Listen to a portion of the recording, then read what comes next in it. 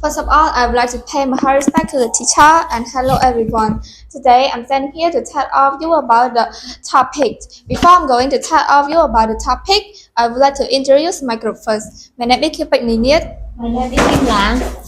My name is Sonita.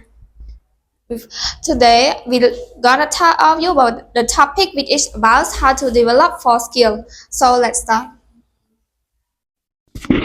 First, reading.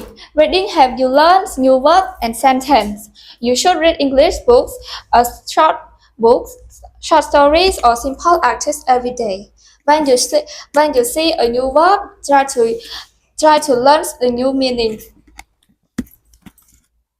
2. Writing. Writing helps you use English better. You can write about your daily or your feeling. Writing often helps you remember grammar and words.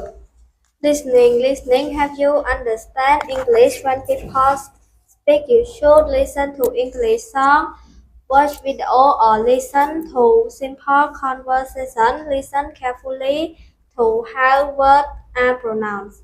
For speaking, speaking helps you communicate in English. You should speak English every day. You can speak with friends or speak alone. Do not be afraid of making mistakes. Help you learn. So our presentation comes to an end.